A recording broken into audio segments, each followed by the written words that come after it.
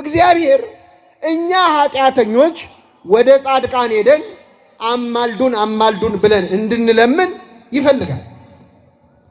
በምን አወቅን? በመጽሐፍ ቅዱስ ነው። በምን እናውቃለን? ድሮስ ኦሪት ዘፍጥረት ምዕራፍ 20 ላይ ልውሰዳችሁ።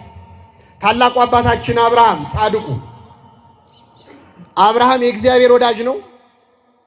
ሚስቱም እንደዚሁ ለእግዚአብሔር የታመነች ነች። አብርሃምና ሳራ እያልን የምናመሰግናቸው ናቸው። አብርሃም ሚስቱን ሳራን ይዞ ጌራራ ወደምትባል ሀገር ሄደ።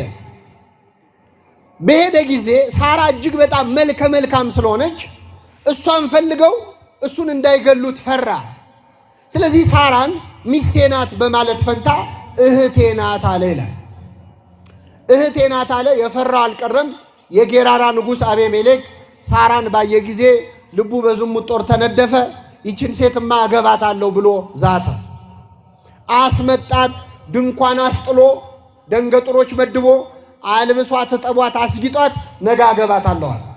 ምስኪን አብርሃም አይኑ እያየ ሚስቱ ሳራ ንጉሥ ልታገባ ነው። ከኔ ጋር ናቸው።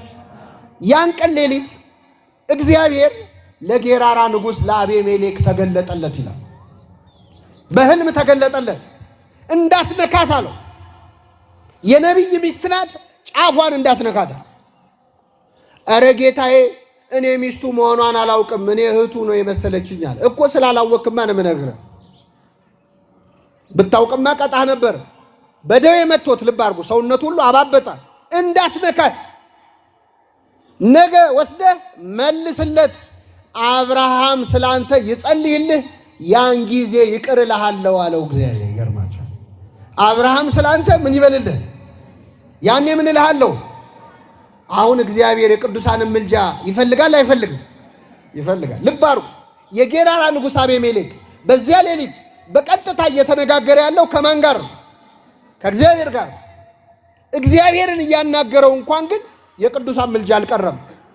እኔን ብታናግረኝም እሱ ጋር ሂድና እሱ ሲጸልይ ያኔ ይቅር እልሃለሁ አለ። አሁን የቅዱሳን አማላጅነት አያስፈልግም የሚሉ ሰዎች እኮ እግዚአብሔርን ሲያናግሩ ታያድሩም። መቼስ ግን ቢያድሩ እንኳን ሌሊቱን ሙሉ በአይንህ እያየው እግዚአብሔር ቃል በቃል ቢያናግርህ እንኳን ራሱ እግዚአብሔር ቅዱሳንን አማልደኝ እንድትል ይልካል እንጂ የቅዱሳን አማላጅነት አይቀርም።